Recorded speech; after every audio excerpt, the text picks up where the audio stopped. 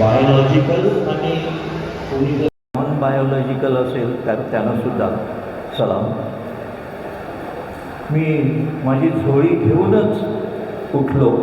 त्याचं कारण मला समजलं की सभा समाप्त होत आहे, आता जायची वेळ झाली आहे, म्हणून मी माझी झोळी घेऊन उठलो. आपले पंतप्रधान मोदीसुद्धा म्हणाले आहेत की जर माझ्यावर प्रसंग आला तर मी काय फकीर आहे, मी झोळी उचलून चालू लागेन. तसं मी माझी झोळी उचलून चालू लागलो आहे. पण फरक आहे त्याच्यात. मोदीच्या झोळीमध्ये अख्खा अडाणी आणि अंबानी आहे की ज्यांना सगळी रेल्वे सगळा देश विकून दिलेला आहे. म्हणजे तो सगळा देश त्या झोळीत आहे. तर ती झोळी घेऊन जर मोदी गेले तर काही वाईट होणार नाही त्यांचं आणि ते फकीर म्हणून राहणार नाही. पण माझ्या झोळीमध्ये निदान आज तरी फक्त हे 2 ग्रंथ आहेत. एक आहे द कॉन्स्टिट्यूशन ऑफ इंडिया, संविधान, आणि दुसरा ग्रंथ आहे त्याला म्हटलं आहे नवा करार, म्हणजे येशूचे शुभवर्तमान. हे 2 ग्रंथ मी घेऊन फिरतो झोळीमध्ये. सांगायचा मुद्दा असा की मला एकदा स्वप्न पडलं, म्हणजे दिवा स्वप्न नाही, पण रात्री झोपेमध्ये पडलेलं हे स्वप्न आहे. त्या स्वप्नामध्ये मी काय पाहिलं की मी अशाच एका राजकीय सभेला गेलो होतो. उशीर झाला, रात्रीचे 10 वाजून गेले होते. मी माझ्या स्कूटरवर घरी जात होतो. वाटेत मला अडवलं. कोणी अडवलं सध्या सांगत नाही, तुम्हाला कळेल. त्यांनी अडवलं आणि म्हणाले तुमच्या झोळीत काय आहे ते दाखवा. मी दाखवायला तयार नव्हतो, कारण ह्या दोन्ही गोष्टी त्यांना न आवडणाऱ्या अशा होत्या. पण त्याने झोंबून अगदी माझ्यावर जणू काही अतिरेक करून माझी झोळी घेतली हिसकावून आणि त्यामधून हे 2 ग्रंथ काढले. मला जाणीव झाली की आता हे लोक काहीतरी त्याचा अपमान करणार. मी त्यांच्याबरोबर झोंबाझोंबी केली आणि जेमतेम द कॉन्स्टिट्यूशन मी त्यांच्या हातून सोडवलं. पण हा जो ख्रिस्ती धर्माचा जो ग्रंथ आहे, ख्रिस्ताचे शुभवर्तमान, ते मात्र त्यांनी घेतलं, माझ्या देखत फाडलं, त्याचे चिन्ह्या करून त्याने त्या टाकल्या तिथे. त्यासाठी मी काहीच करू शकलो नाही. मी घरी गेलो आणि दुसऱ्या दिवशी माझे जे सहकारी धर्मगुरू फादर्स आहेत त्यांना मी त्या स्वप्नाविषयी सांगितलं की म्हटलं मी असं स्वप्न पाहिलं. तर त्यापैकी एक फादर म्हणाले, मायकलजी तुझं चुकलं. तू वास्तविक ख्रिस्ताचं शुभवर्तमान सोडवण्यासाठी जास्तीत जास्त झोंबाझोंबी करायला पाहिजे होती, ती तू केली नाही. तुला ख्रिस्त क्षमा करणार नाही. मी थोडा त्याच्यावर विचार करू लागलो की खरंच माझं चुकलं का, की हे ख्रिस्ताचं शुभवर्तमान त्यांच्या हातून सोडवण्यासाठी मी आटोकाट प्रयत्न केले नाहीत. आणि मित्र हो, माझ्या लक्षात आलं की माझं काहीच चुकलं नाही. का? कारण हे माझं आता तोंडपाठ झालेलं आहे येशू ख्रिस्ताचं शुभवर्तमान. मी फादर झालेला 53 वर्ष झाली. रोज वाचतो, रोज ह्याच्यावर प्रवचने देतो, हे सगळं तोंडपाठ झालं. आता हे त्यांनी फाडलं काय आणि जाळलं काय तरी माझ्या मनामधून ते कधी जाणार नाही. पण हे जे आहे पुस्तक कॉन्स्टिट्यूशन, हे शुभवर्तमान फार महत्त्वाचं आहे. कारण हे शुभवर्तमान केवळ ख्रिस्ती लोकांसाठी नव्हे, तर सगळ्या जाती धर्माच्या लोकांना स्वातंत्र्य देणारं असं हे शुभवर्तमान आहे आणि म्हणून त्याचा मी जास्तीत जास्त काळजी घेऊन संरक्षण करण्याचा प्रयत्न करेन. मित्र हो, ह्याच उद्देशाने मी ह्या संविधानासाठी नेहमी झटत आहे आणि हा जो संविधान संरक्षण समिती जी आहे त्या समितीबरोबर मी राहतो आणि माझ्या परीने जे काही त्यांना मदत करता येईल ती मी मदत करतो. मी असं म्हणेन की मी प्रथम भारतीय आहे आणि नंतर ख्रिस्ती आहे आणि नंतर मी धर्मगुरू किंवा फादर आहे. कारण वास्तविक ह्या ख्रिस्ताच्या शुभवर्तमानामध्ये जे आहे त्याच्यापेक्षाही जास्त असं ह्या कॉन्स्टिट्यूशनमध्ये संदेश आहे. आपण म्हणतो की समता, बंधुत्व वगैरे ही जी सगळी शिकवण आहे ही शिकवण ख्रिस्ताच्या शुभवर्तमानामध्ये सुद्धा आहे. ख्रिस्ताने तर असं म्हटलेलं आहे की जे तुम्ही सगळे एकत्र जमला आहात ते तुम्ही सगळे एकत्र एक कम्युनिटी आहात, जणू माझ्या शरीराचे तुम्ही अवयव आहात. आणि म्हणून मी नेहमी म्हणतो की ख्रिस्ती लोक हे ख्रिस्ताच्या शरीराचे अवयव असून ख्रिस्त त्याचं शीर्ष आहे. ख्रिस्त जणू काही ख्रिस्ती लोकांचा गणपती आहे. हे सगळं समजून घेणं फार महत्त्वाचं आहे आणि ते जर आपण समजून घेतलं तर हे कॉन्स्टिट्यूशन किती महत्त्वाचं आहे ते आपल्याच लक्षात येईल. मित्र हो, आज आपण ह्या संविधानाचा गौरव दिन साजरा करत आहोत. पण मला हा गौरव दिन साजरा करावासा वाटत नाही. समजा आपल्या घरी रविवारी लग्न ठरले, लग्नाचा कार्यक्रम ठरला आहे आणि शुक्रवारी आपल्या घरामध्ये जर मरण झालं, आपण तो रविवारी लग्नाचा सोहळा साजरा करू शकू का? आणि जरी केला तरी तो अगदी मिनिमम असेल का? कारण सगळा आनंद जातो, मरण झालेलं आहे. अगोदरच्या सगळ्या वक्त्यांनी आपल्याला सांगितलेलं आहे की आज संविधानाची परिस्थिती काय आहे. संविधानाचा खून झाला आहे, संविधान जवळजवळ संपलं आहे, नुसता आभास राहिलेला आहे. रोज ह्या संविधानाचा खून होत आहे आणि त्याच्या बातम्या येत आहेत. मी सगळ्या देत नाहीत कारण अगोदरच्या वक्त्यांनी ते सांगितले आहे. फक्त आजचीच एक वार्ता सांगतो. अगदी इथे येण्याच्या अगोदर निखिल वागळे यांचं मी बातमीपत्र ऐकलं.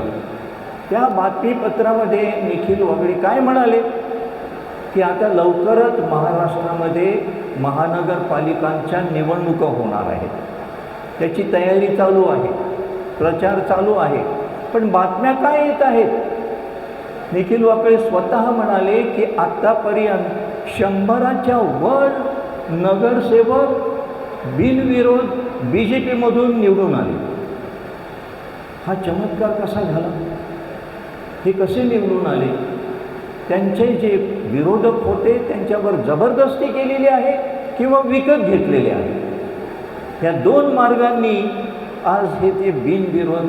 त्यानंतर त्यांनी दुसरी एक बातमी दिली की 15च्या वर नगरपालिकेचे महापौर बिनविरोध BJPचे निवडून आलेले आहेत. आणि मग निखिल वागळे म्हणाले की ह्याला निवडणूक म्हणायचं का? निवडणुकीसाठी आम्ही जायचं का? निवडणुकीसाठी आम्ही तयारी करायची का? काही फायदा.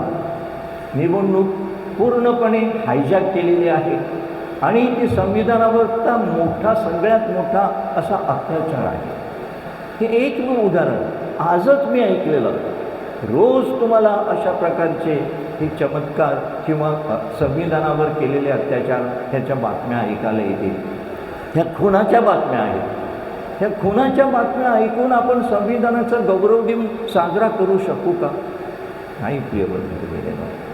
आणि म्हणून मला असं वाटतं की ह्या सगळ्या आपल्या सभेमध्ये निषेधाचा एक सूर निघाला पाहिजे होता.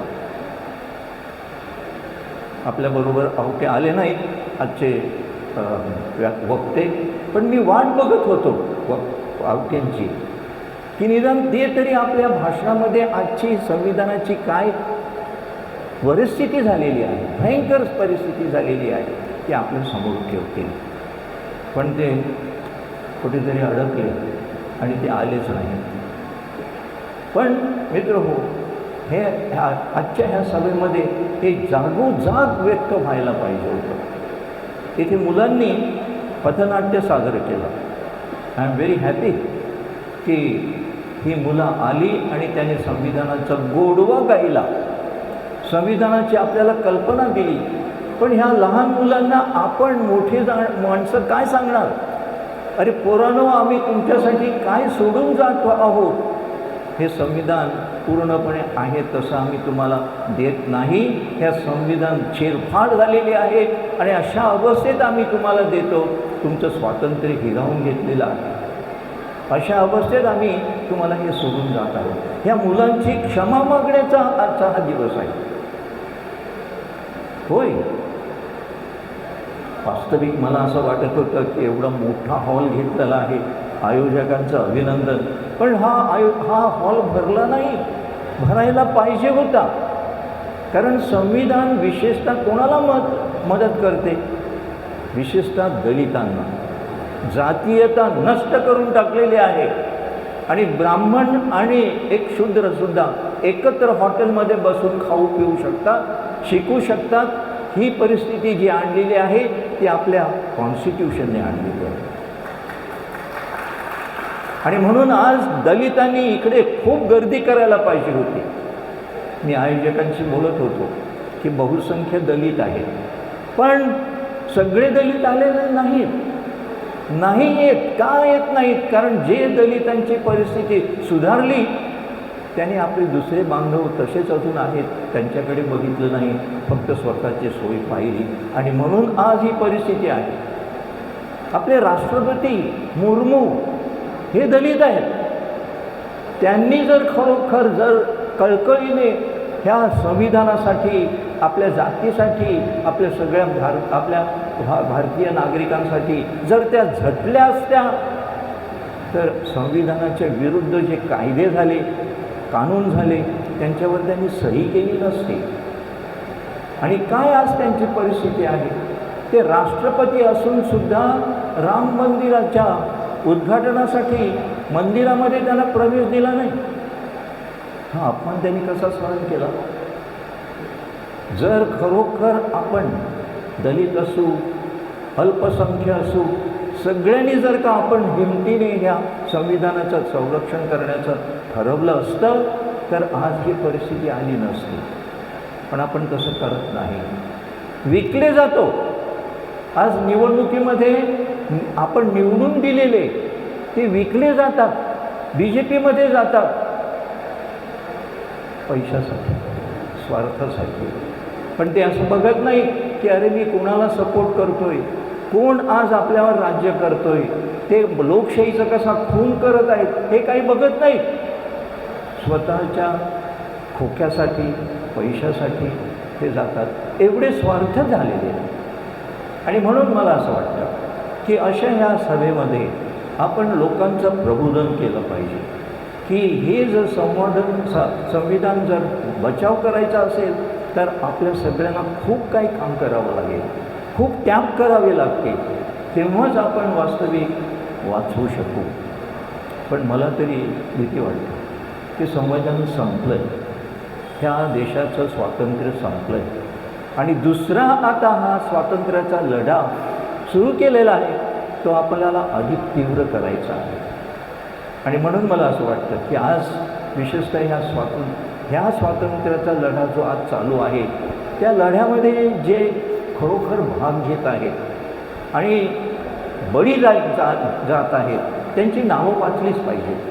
तर मी उदाहरणार्थ इथे म्हणतो की निखिल वागळे केवढा धोका पत्करून ते आज रोज व्हिडिओ करतायत आणि सरकारच्या विरुद्ध ज्या बातम्या आहेत त्या सगळ्या जाहीर करतात. त्यांनी स्वतःची नोकरी गमावलेली आहे त्यासाठी. राजू परुळेकर रोज अशा प्रकारच्या बातम्या नशीब हे आपलं निदान व्हॉट्सॲप आहे की ज्याद्वारे हे पत्रकार पुढे येतात आणि आपल्याला खऱ्या बातम्या देतात. पण त्यांच्यावर सुद्धा धोका आहे. धोके पत्करून ते अशा प्रकारच्या ह्या बातमी देतात. ते आहेत, एकदा तर ते कंटाळून म्हणाले की आता मी हे सगळे व्हिडिओचे प्रोग्राम बंद करणार आहे. का? कारण ह्या व्हिडिओचा परिणाम होत नाही लोकांवर. कोणी उठत नाही, कोणी आंदोलन करत नाही, कोणी रस्त्यावर येत नाही.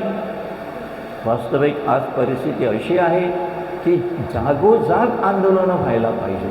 जसं बिहारमध्ये आज मोठी मोठी आंदोलनं होत आहेत, मोठ्या मोठ्या यात्रा निघत आहेत, तसं सगळीकडे झालेलं पाहिजे. तेव्हाच खरोखर आपण हे आपले संविधान वाचवू शकू.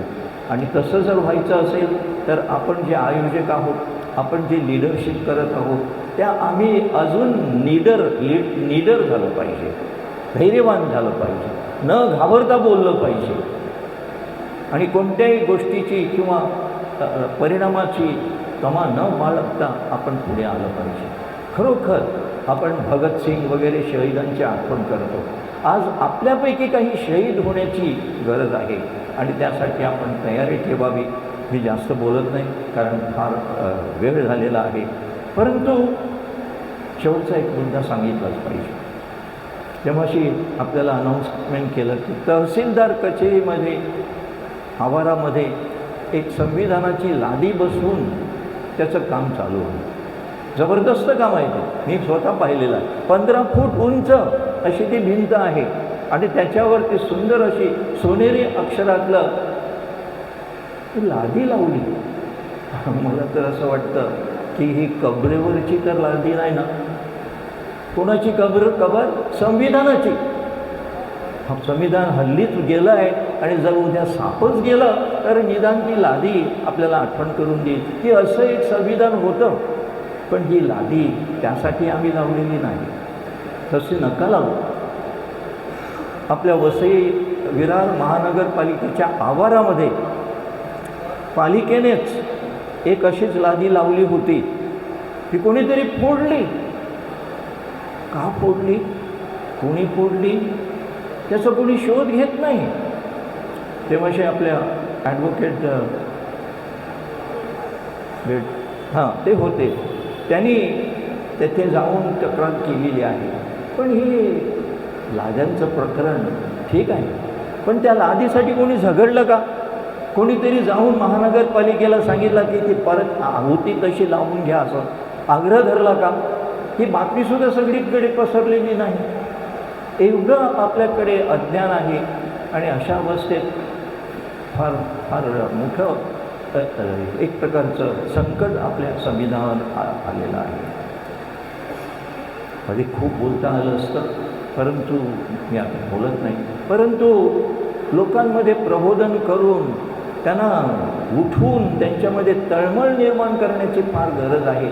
आणि त्यासाठी आपण आज जे आलेले आहात त्या सगळ्यांना मी विनंती करतो की आपल्या परीने हे संविधान जे मरत पडलेलं आहे, जखमी झालेलं आहे, हे सुधारण्यासाठी, वाचवण्यासाठी जेवढ्या आपल्या परीने करता येईल तेवढं प्रबोधन करावं, आंदोलनं करावीत, द्वेष दाखवावा अशी मी विनंती करून आपल्या सगळ्यांची रजा घेतो. धन्यवाद. जय हिंद.